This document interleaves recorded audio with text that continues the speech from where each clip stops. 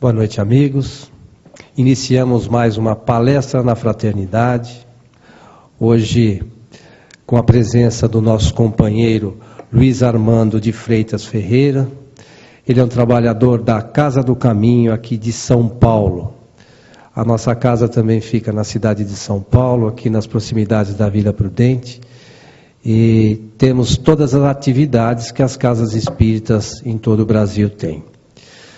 Esse trabalho de divulgação é sempre uma maneira a mais que a gente tem buscado de levar a informação espírita até você, pela internet, pela televisão, enfim, pelos mais diversos meios de comunicação. Mas o Luiz Armando também tem um trabalho bastante significativo e importante há muitos anos. Entre eles, a revista Informação. É uma revista que está em circulação desde 1976. Então vocês vejam há quanto tempo tem gente batalhando aí pela divulgação do Espiritismo, procurando fazer um trabalho de qualidade, pelo próprio nome da revista, Informação, tentando levar informação sobre o que é o Espiritismo pelo mundo afora, né? E hoje eles têm um trabalho, hoje não, já há muito tempo, tem um trabalho de vídeos que estão postados, eu não lembro de cabeça o site. www.revistainformacão.com.br www.revistainformacão, né, a informação sem o C, o cedilha e o tio.com.br. Então são vídeos e de uma série de assuntos sempre preocupados com o conteúdo realmente doutrinário. Então, a gente que está buscando informação é sempre bastante importante ter essas referências, porque às vezes a gente não sabe nem que existe esses trabalhos de conteúdo.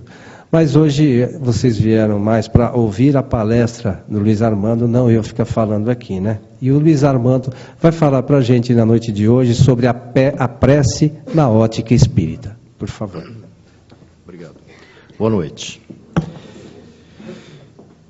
Talvez nenhum de vocês que aqui está tenha tido a oportunidade bendita de estar na cidade de Uberaba, enquanto o médium Francisco Cândido Xavier se mostrava ainda na plenitude da sua atividade. Nós tivemos essa felicidade entre 75 e 76, primeiro no grupo espírita, na Comunhão Espírita Cristã, e depois no grupo Espírita da Prece, para onde ele se transferiu no ano de 1976, graças à iniciativa e à cooperação de Dona Yolanda César e de um grande amigo já desencarnado, um grande divulgador da doutrina, um grande pesquisador, um irmão mesmo que tínhamos, que começamos juntos no Espiritismo aqui em São Paulo em 74, que era o Eduardo Carvalho Monteiro, o autor daquele livro A Vida Extraordinária de Jesus Gonçalves, obras sobre Caibar Schutel, obras sobre Batuíra, sobre Anália Franco, da qual inclusive nós fizemos um vídeo que inclusive está entre esses mencionados pelo nosso irmão Coelho aí na abertura desses trabalhos de hoje. Mas as atividades do Chico lá, elas aconteciam depois que ele se transferiu para a cidade de Uberaba em 1959, nas noites de sexta-feira, nas noites de sábado e, para um grupo mais reduzido, nas manhãs de sábado. Ela começava invariavelmente por volta de 20 horas, tinha uma prece de abertura. O Iker Batista, que era o, digamos assim, o colaborador mais direto do Chico durante aqueles anos em que nós lá estivemos, fazia um convite para alguns dos presentes a comporem a mesa, não é? Enquanto o Chico na cabeceira se preparava para ir para uma sala que tinha atrás da cabeceira, onde mais ou menos das 8h15 até 22 horas, 22 e pouco, ele ficava a receber orientações do Dr. Bezerra de Menezes, psicografadas em folhas de papel, em cuja cabeceira existia apenas o nome e a idade da pessoa que buscava algum tipo de orientação. Depois ele retornava para o salão principal e punha-se a psicografar mensagens.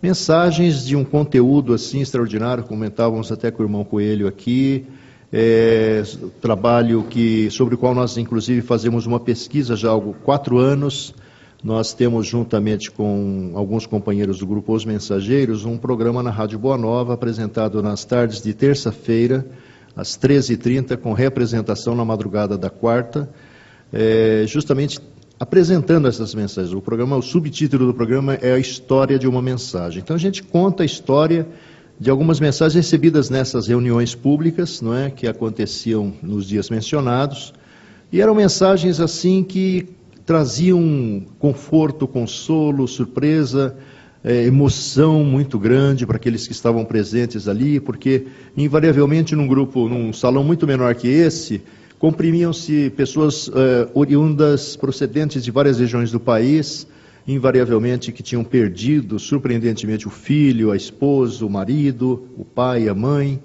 e deve ser uma das experiências mais dolorosas justamente a perda de um filho, não é?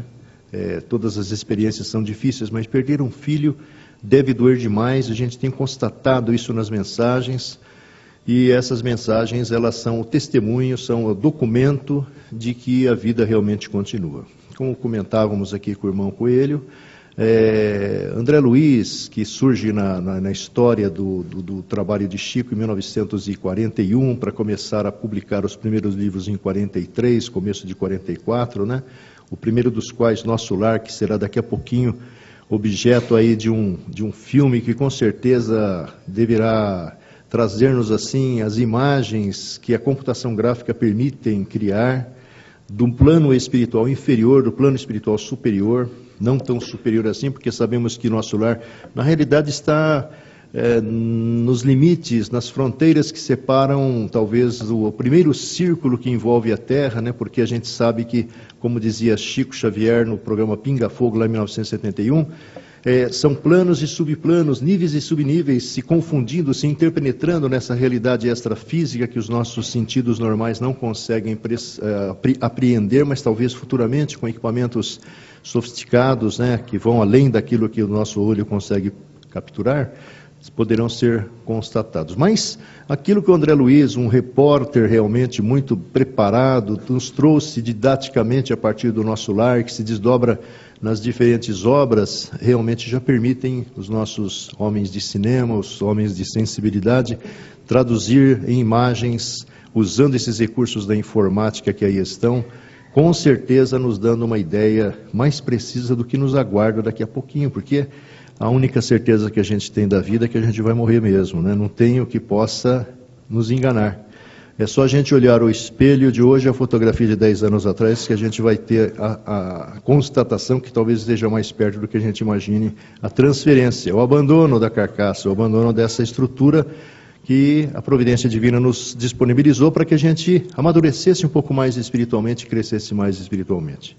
Aí o Chico recebia essas mensagens, invariavelmente, por volta de 00:30, 1:30 da manhã, ele voltava à consciência, né, e começava a ler as mensagens. Depois da leitura, a distribuição dessas páginas para os destinatários, invariavelmente todos se dispersavam, alguns frustrados porque não tinha vindo lá a mensagem do familiar, outros uma emoção incontida, pessoas desmaiavam às vezes ao ouvir a menção do nome do filho, o nome da esposa, o nome do marido, né? Eram momentos de grande consternação, de grande emoção. Aí, invariavelmente, o Chico convidava algumas pessoas, porque o Chico realmente tinha um gás incrível, né? Em 77, 76, 75, ainda ele estava no auge da sua forma física, e nós estamos preparando, inclusive, fazendo uma pesquisa.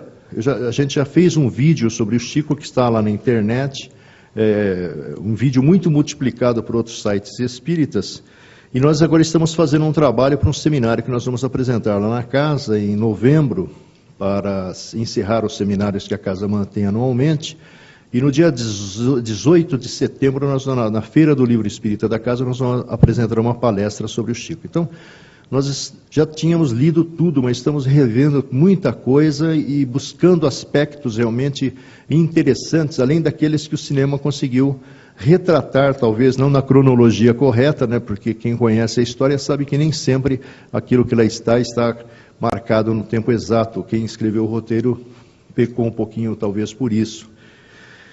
E a gente tem encontrado coisas incríveis, né, a respeito da trajetória do Chico. Uma das quais que desde lá de Pedro Leopoldo ele dormia muito pouco. invariavelmente, depois dos trabalhos de atendimento ao público e atendimento à espiritualidade, ele reunia algumas pessoas, invariavelmente muito próximas, para conversar.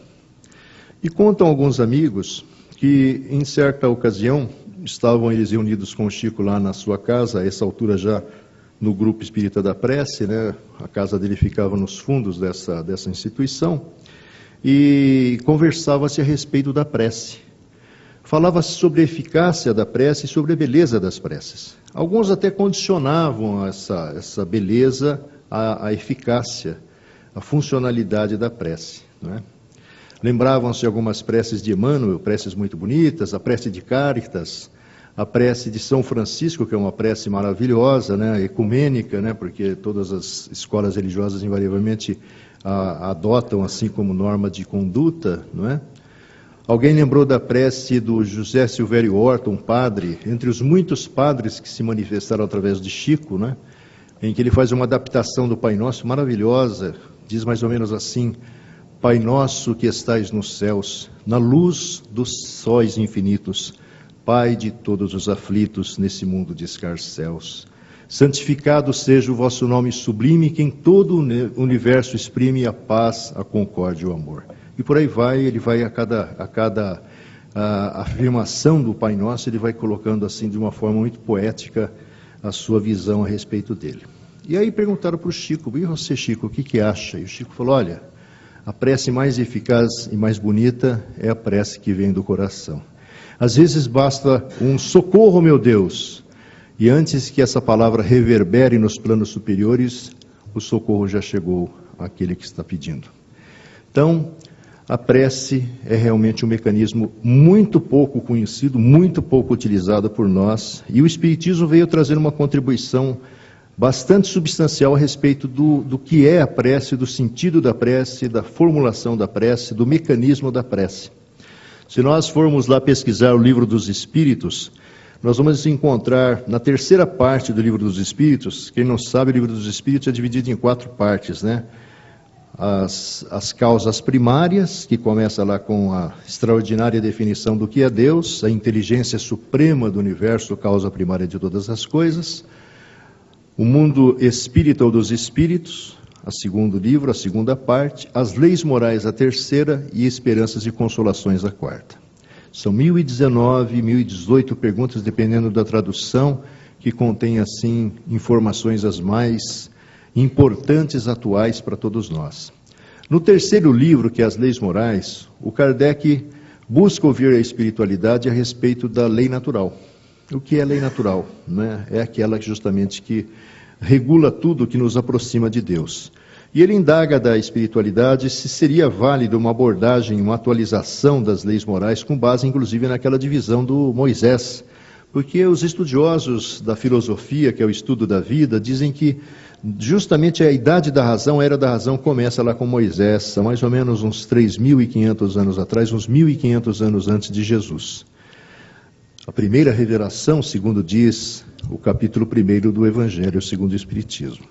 A segunda revelação vem através de Jesus, e a terceira revelação é aquela prenunciada por Jesus no seu sermão profético, no Evangelho de João, que provavelmente, segundo acreditamos nós, pelo menos, nasce com o Espiritismo. Não é? Uma revelação que vem sendo enriquecida, vem sendo ampliada à medida que o tempo vai passando, à medida que todos aqueles trabalhadores da última hora vão desembarcando aqui na nossa dimensão para dar a sua contribuição no campo justamente do aprofundamento do conhecimento e na expansão das ideias. E ali no Livro dos Espíritos, a primeira das leis morais, que são 10, né, a primeira é a lei da adoração. A relação nossa com Deus, a nossa visão com Deus, como é que nós lidamos com Ele, como é que nós aceitamos ou não a sua presença, a sua existência. E a forma reconhecida e apresentada pelo Espírito da Verdade para o Kardec para nós nos comunicarmos com Deus é justamente a prece. São 8 questões, da 588 a 666, 598 a 666. São perguntas que nos trazem algum conteúdo, não é? Mais à frente, nós vamos encontrar maiores referências a respeito da prece nos capítulos 26, 27 e 28 do livro O Evangelho segundo o Espiritismo, publicado 6 anos depois do Livro dos Espíritos, uma obra nascida em abril de 1864. Ali, o primeiro desses capítulos é o pedir, aliás, dai de graça o que de graça recebesse, que vai falar inclusive sobre a questão da prece paga. Se a prece que nós encomendamos para alguém e remuneramos alguém para fazer por nós, imaginando que esse alguém vai nos colocar em contato com seres angélicos ou seres que podem resolver os problemas, se isso tem validade. O dai de graça o que de graça recebestes vem lá de Jesus e é o que realmente deve ser levado em consideração por nós. O capítulo seguinte, pedi e obtereis, também fundamentado nas informações de Jesus, também nos mostra que a prece é um mecanismo de transmissão do pensamento que nos coloca em contato com a realidade extrafísica. Hoje nós sabemos que, com todos os avanços, que infelizmente não são tão propalados e tão divulgados assim, mas existem experiências no mundo que mostram que o pensamento é uma força viva e atuante. Hoje existem equipamentos, a gente viu outro dia na televisão, achei bastante interessante isso, num programa de ciências, que o homem conseguiu desenvolver já, no Japão começou, e aqui no Brasil, um brasileiro, lá do Nordeste do Brasil, mostrando que o talento, que a criatividade, que o conhecimento não está apenas presente nos grandes centros, mas às vezes em universidades públicas distantes, consegue-se muita coisa. Então, os japoneses, eles desenvolveram uma espécie de um capacete com algumas anteninhas, alguns sensores, que conseguem, com a força do pensamento, fazer com que uma mão mecânica se movimente. Consegue fazer com que a força do pensamento, mensagens sejam escritas no teclado do computador sem que a mão do cara seja utilizada. Apenas com aquela força que sai das ondas cerebrais. Hoje se sabe que as ondas cerebrais, inclusive, elas têm uns mecanismos de medida, né, utilizados através dos eletroencefalógrafos. Sabe-se que 14 ciclos por segundo dos seus pensamentos, dos seus impulsos nervosos irradiados através do seu sistema nervoso, 14 ciclos por segundo te colocam nesse estado em que nós nos encontramos, o estado de vigília. São as ondas alfa.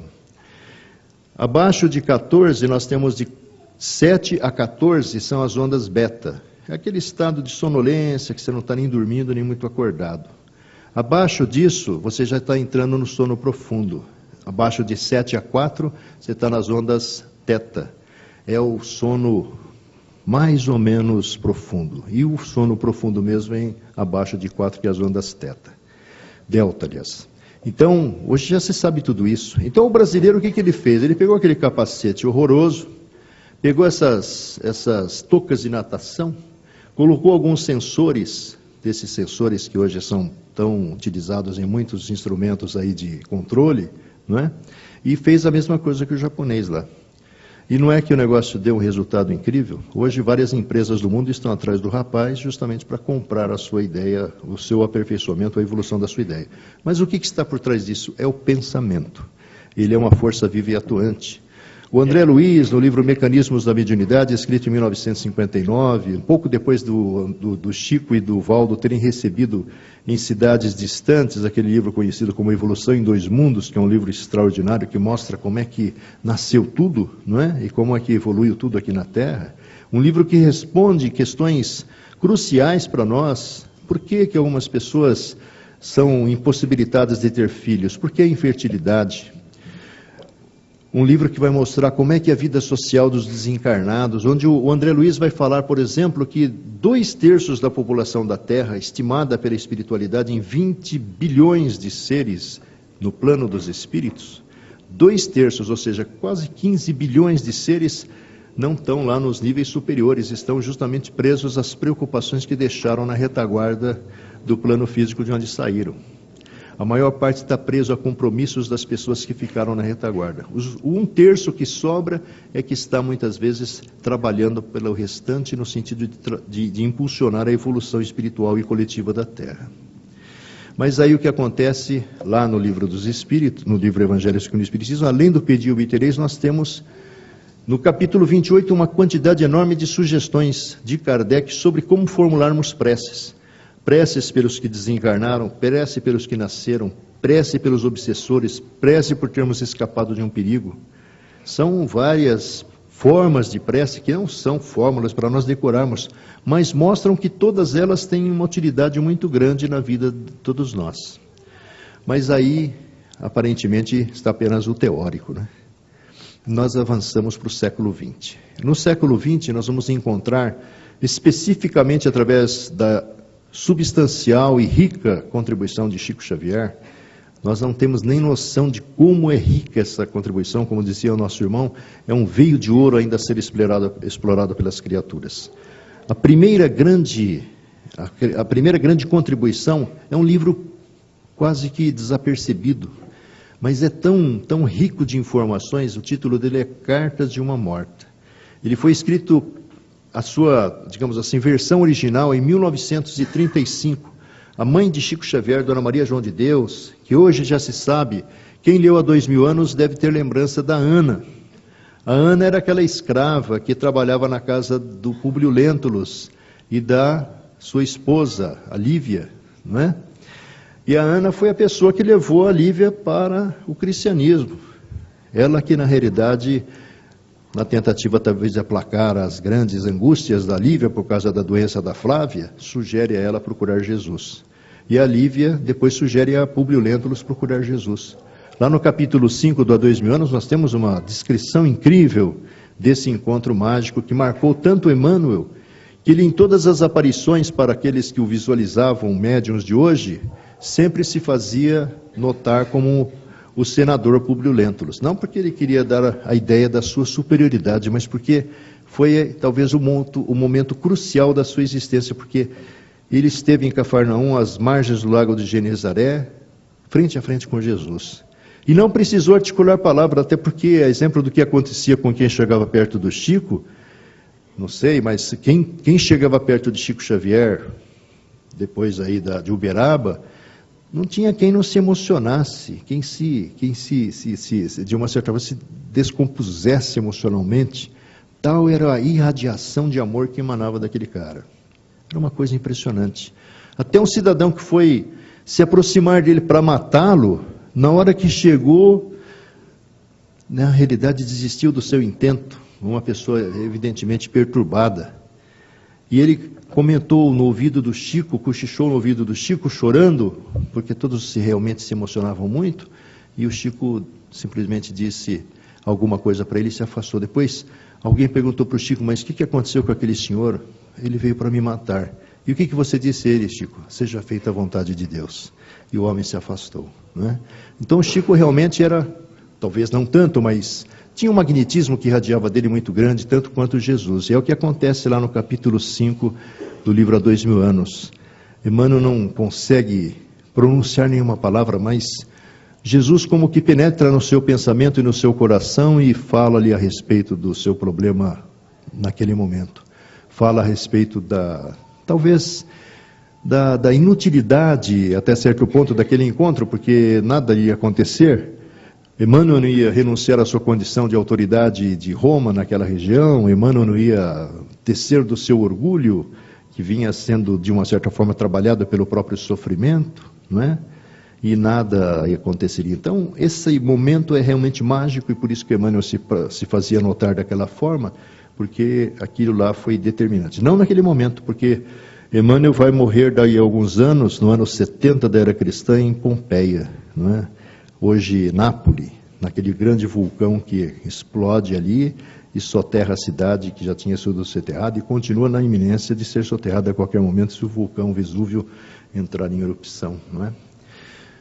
Mas ali nós vamos encontrar em Cartas de uma Morta coisas incríveis, uma das quais a Maria João de Deus morre em 29 de setembro de 1915, não é? O mundo começava a se encaminhar para a Primeira Guerra Mundial. Momentos de grande apreensão. Não havia, talvez, apreensão em toda a Terra, porque os meios de comunicação de massa não eram tão eficientes como hoje, né? Para uma notícia chegar, era necessário, às vezes, semanas para alguma coisa que acontecia nas grandes capitais chegar ao interior do país, por exemplo. Não havia televisão, não havia o rádio. Havia o rádio, mas, na realidade, precário. A comunicação impressa só atingia realmente São Paulo, Rio de Janeiro, talvez algumas outras grandes cidades do país, mas o resto não tinha acesso ao que acontecia na Europa, na América do Norte, por exemplo. E a Maria João de Deus desencarna, ela conta como é que foi o seu despertar na espiritualidade, né? Ela era uma pessoa católica, profundamente católica, frequentadora da missa, não lá em Pedro Leopoldo, como o filme mostra, mas era numa cidade distante 11 quilômetros. Eles tinham que caminhar 11 quilômetros para ir na missa. E ela era frequentadora da missa na manhã, às 6 horas da manhã, e a missa à noite, porque o pessoal naquela época era muito religioso, principalmente Minas Gerais, que é talvez dos estados brasileiros, aquele onde o catolicismo teve uma importância e uma influência muito grande, né? Como a região da Araraquarense, aqui no estado de São Paulo, onde o Caio Barchutel teve que debater com sacerdotes muitas vezes em defesa do espiritismo, não é? E aí a Maria João de Deus, a primeira coisa foi fugir lá para a igreja, foi tentar se refugiar na igreja, porque lá é a casa de Deus. Ela estava aturdida porque ela tinha morrido, mas como ela se sentia viva.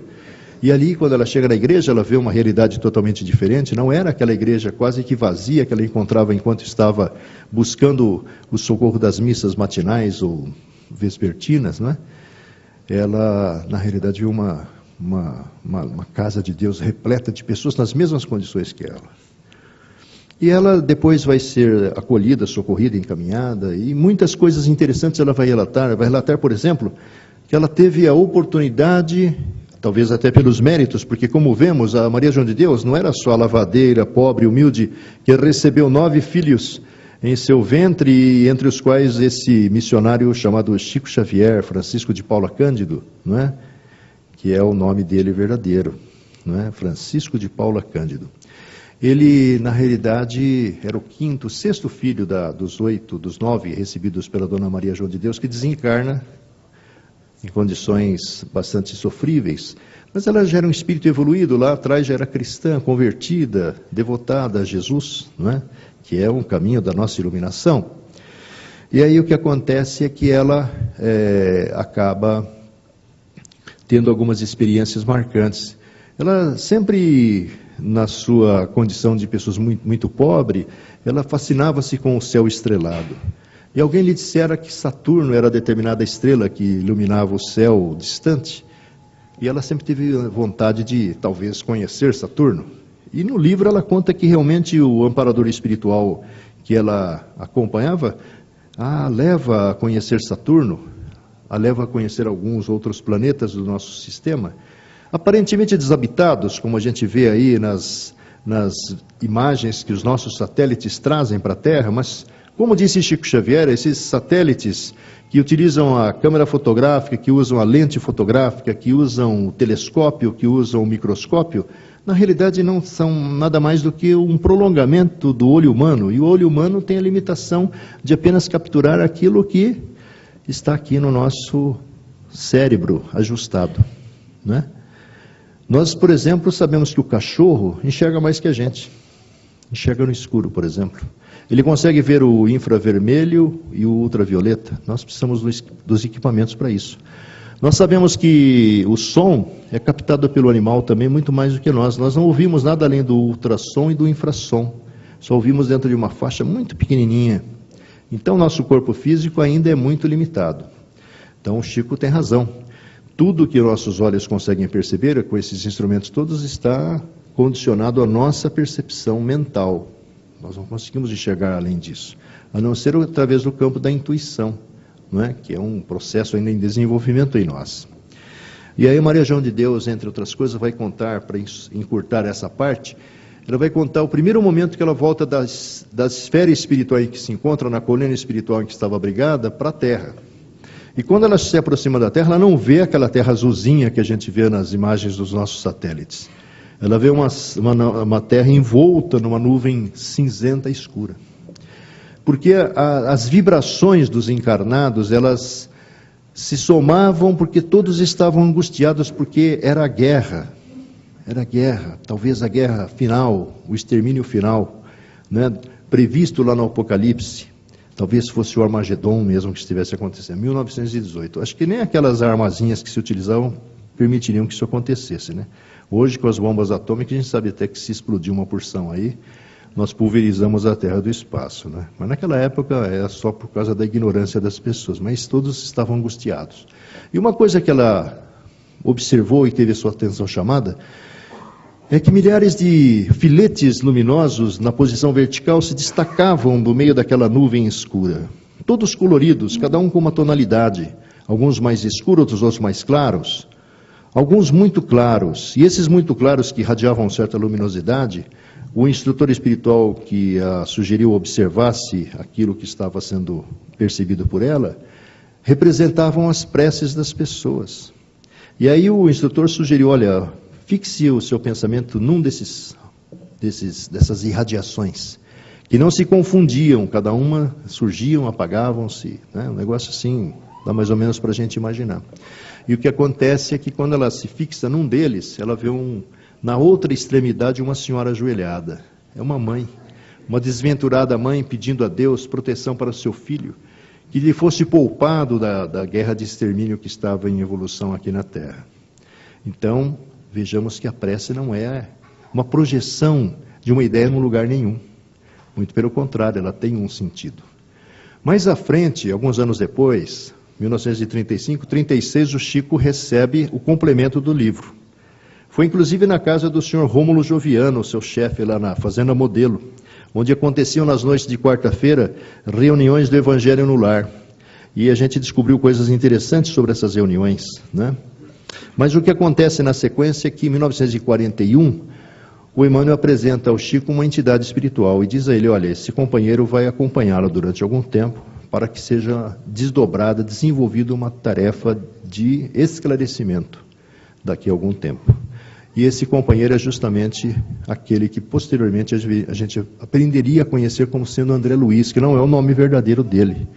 Ele adota esse pseudônimo por vários motivos, um dos quais para que a identificação dele não conturbasse a sua família ou a vida familiar que tinha ficado aqui na retaguarda. Segundo, porque o Chico enfrentava àquela altura um processo judicial muito grande, né, sem merecer, que justamente era movido pela mãe do escritor Humberto de Campos contra a Federação Espírita Brasileira e contra o próprio médium que recebia os escritos desse grande autor brasileiro, nascido lá no Maranhão, uma pessoa que desencarna em consequência de uma doença atroz chamada acromegalia, uma doença que faz com que as extremidades cartilaginosas de nosso corpo venham se deformando e provocando dores muito grandes. Foram 5, 6 anos de grande sofrimento, não tem cura.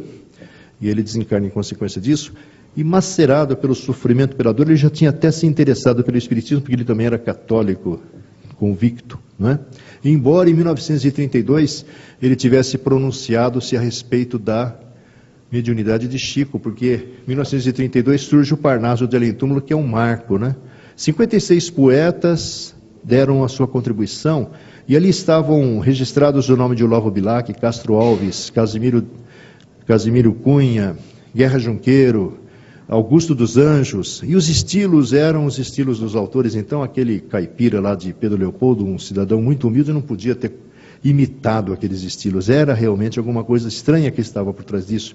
E entre outros membros da Academia Brasileira de Letras, o nosso Humberto de Campos deu seu parecer a respeito, também se colocando em uma posição apenas de observador.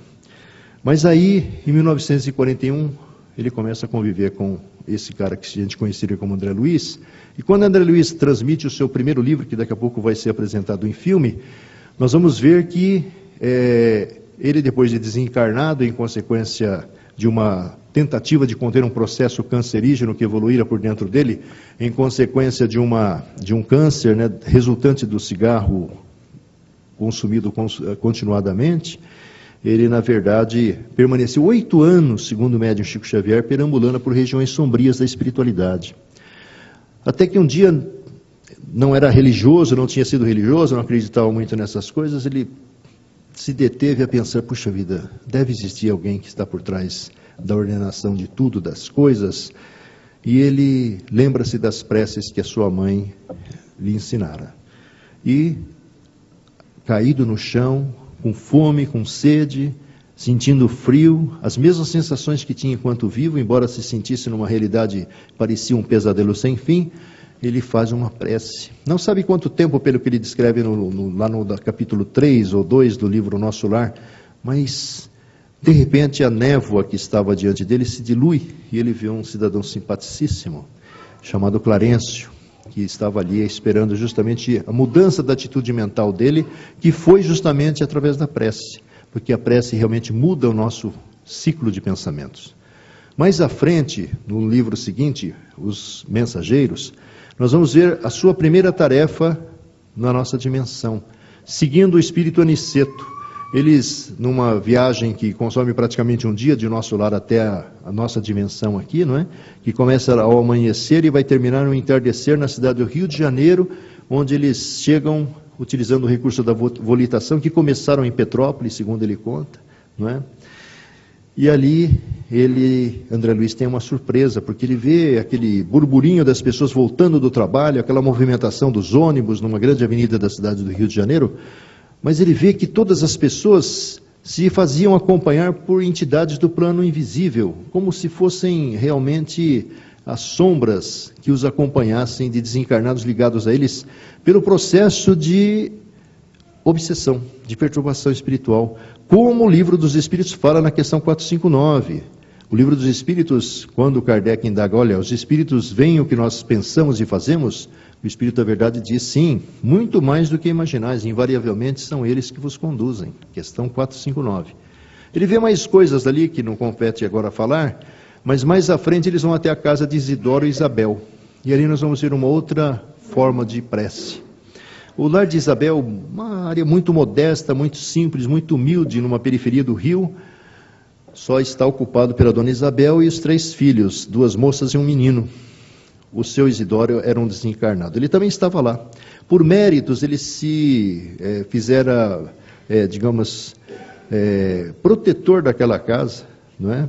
Ele havia desencarnado precocemente, mas ele era uma criatura de uma certa condição espiritual e receber autorização para permanecer ali. Porque ali não era só a casa da Isabel, da dona Isabel viúva, mas era um posto avançado de integração do pessoal de nosso lar, que vinha reabastecer-se ali.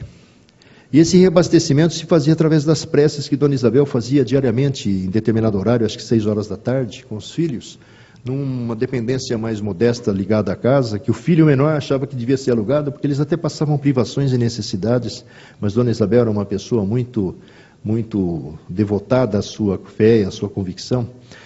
E é muito interessante o que é descrito pelo André, porque na realidade no plano físico haviam apenas aquelas 5 pessoas reunidas, mas na outra dimensão existiam outras plateias. Havia uma plateia de espíritos trazidos para participar da reunião, receber informações, e havia a plateia dos espíritos ligados ao nosso lar, espíritos já de uma certa condição. E é interessante, para acelerar o passo, né, o que acontece na sequência. É feita uma prece de abertura. Uma das filhas de dona Isabel havia escolhido no jornal uma notícia que falava justamente sobre um suicídio. Quando dona Isabel vai abrir a Bíblia, é como se a mão dela fosse guiada, porque o senhor Isidoro realmente conseguiu localizar o versículo adequado para ter a correspondência com a notícia que tinha sido lida, que falava sobre o suicídio. E quando a dona Isabel vai falar, o irmão Fábio Aleto havia sido designado. É uma simples reunião do Evangelho, como o Evangelho no Lar, que se sugere façamos em nossas casas, havia sido designado para acompanhá-la nos comentários. E esses comentários seriam ouvidos mentalmente pelos mais elevados, seriam ouvidos pela voz de dona Isabel, e quando a dona Isabel vai começar a falar, ele coloca as mãos sobre a fronte dela, e a palavra dela flui, ela parece que está ouvindo ela mesma de uma forma muito fluente, não é? Então, a simples reunião do Evangelho no Lar não é uma reunião simples do Evangelho no Lar e de preces, é muitas vezes um intercâmbio espiritual que às vezes está acontecendo sem que haja manifestação de espíritos de maneira ostensiva. E para encerrar mais à frente, nós vamos encontrar um outro livro imperdível da série Nosso Lar, intitulado Entre a Terra e o Céu. O nome já está dizendo, né? Entre a Terra e o Céu. É a história da Evelina, uma menininha de 14, 15 anos, aflita, angustiada. Ela havia perdido a mãe, mais do que perdido a mãe, mais recentemente seu pai havia casado com uma amiga da mãe, né? Dona Zulmira. E a dona Odila, a mãe dela, ela achava dentro do seu imaginário que dona Odila estivesse junto de Deus, porque morreu, não é? Mas pelo contrário, dona Odila estava ali na casa mesmo. infernizada, porque ela estava morrendo de ciúme e de raiva da Zulmira, que tomaram o lugar dela, e fora negligente, principalmente em relação ao seu filho. O seu filho Júlio, o menininho, um dia, enciumada em relação ao senhor Amaro, que era o pai do Júlio e da Evelina, a sua esposa segunda, enquanto enquanto o seu Amaro e a sua filha Evelina saíam a passear à beira-mar, na praia em que eles estavam, ela fingiu que não estava vendo, e o Júlio foi indo, e entrou para dentro do mar e morreu afogado. O seu Amaro entrou realmente num parafuso. A dona Zulmira abriu o campo para a influenciação espiritual da dona Odila, porque o complexo de culpa realmente abre esse campo para que a obsessão se instale. E a Evelina estava angustiada porque a mulher estava doente, se entregando à morte, o Júlio morreu, o pai estava abaladíssimo, e ela fizeram uma prece. E aí o Clarencio, aquele mesmo que socorreu o André lá, que vem falar a respeito da prece nesse livro, fala que o que acontece é que a prece havia refratado. Ela foi feita em direção à dona Odila, mas na realidade ela como que ricocheteou nela e atingiu uma estação de rastreamento da colônia espiritual de onde saíram todos aqueles espíritos.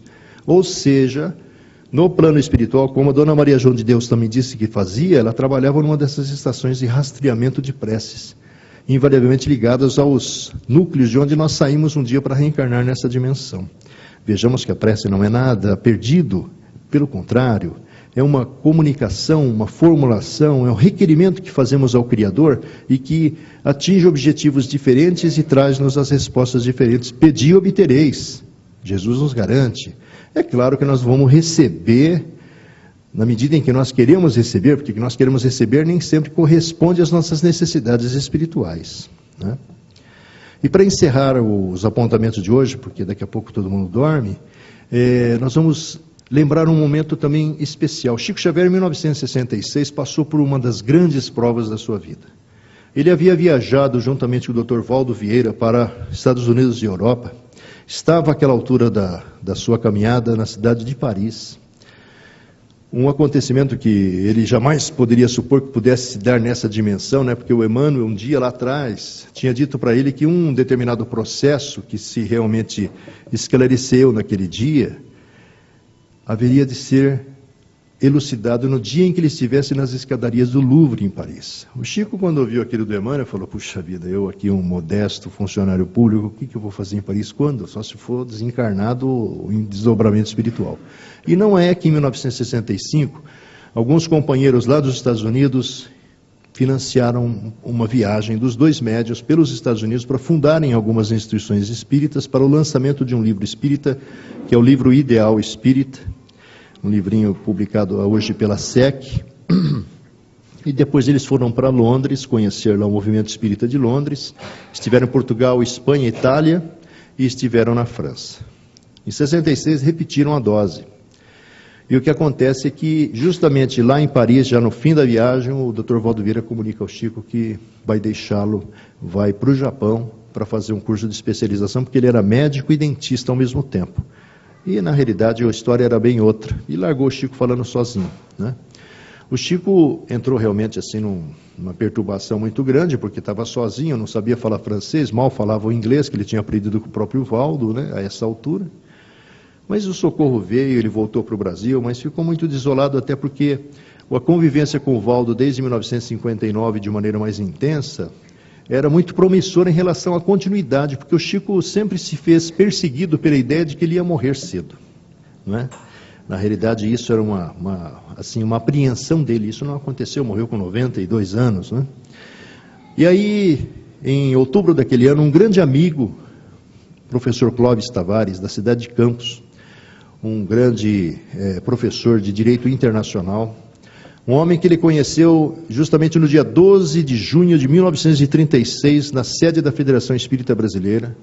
Chico Xavier, poucas pessoas sabem, mas em 1936 tinha estado no Rio a serviço do Ministério da Agricultura, a cuja fazenda modelo estava ligado, né?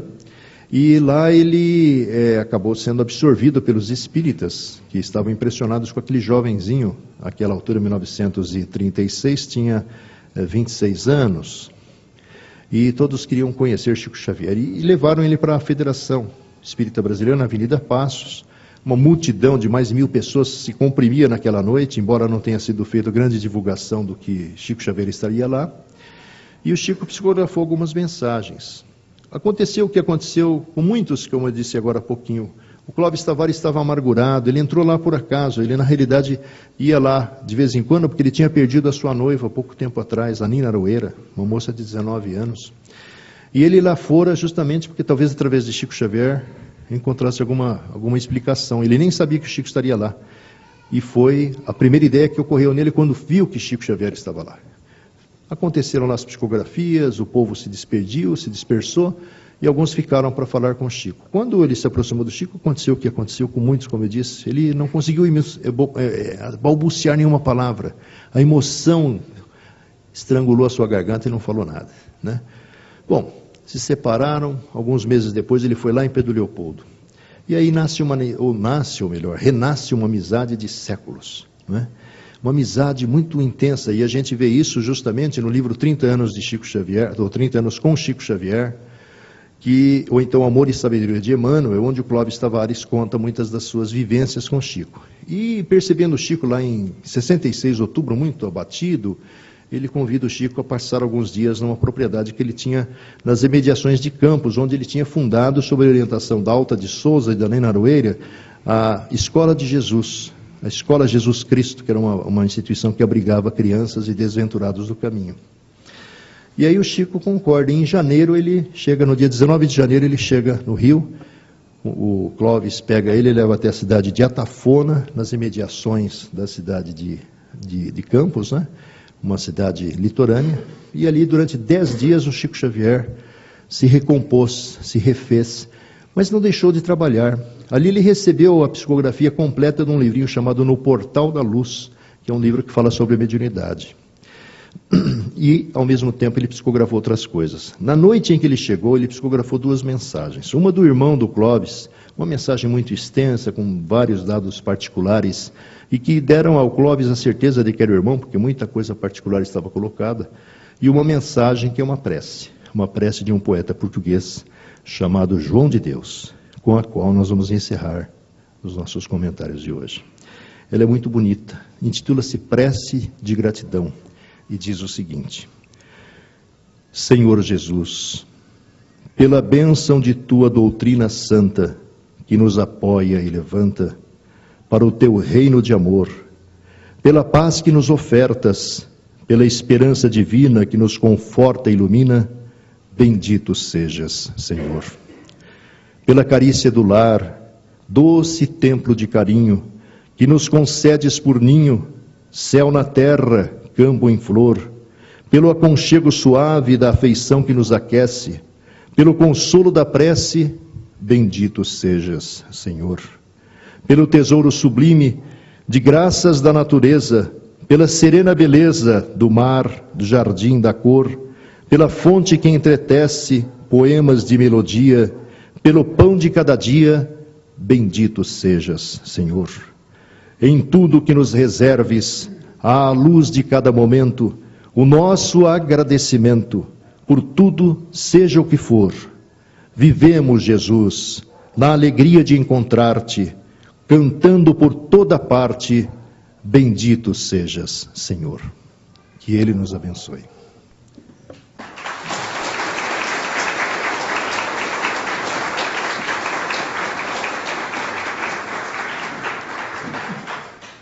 Nossos agradecimentos ao nosso companheiro Luiz Armando. E como a gente pôde ouvir do nosso amigo, muita experiência, muito conhecimento com relação à doutrina. E acho que a gente, além de todo o conteúdo que ele nos trouxe, a gente pode notar que a doutrina espírita é muito rica e pode nos trazer muito esclarecimento para muitas questões que a gente busca, muitas angústias que a gente tem.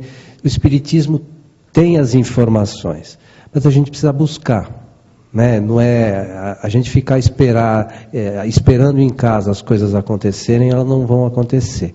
É importante que a gente se movimente, que a gente corra atrás, que as coisas se esclarecerão. Os porquês das nossas dificuldades, que todos temos, tudo isso a gente vai ter esclarecido e, de forma bastante tranquila e serena, a gente continuará a nossa caminhada com uma visão diferente da vida. Então, o nosso abraço àqueles que estão nos ouvindo pela internet, aos outros meios de comunicação, e esperamos nos encontrar na próxima semana.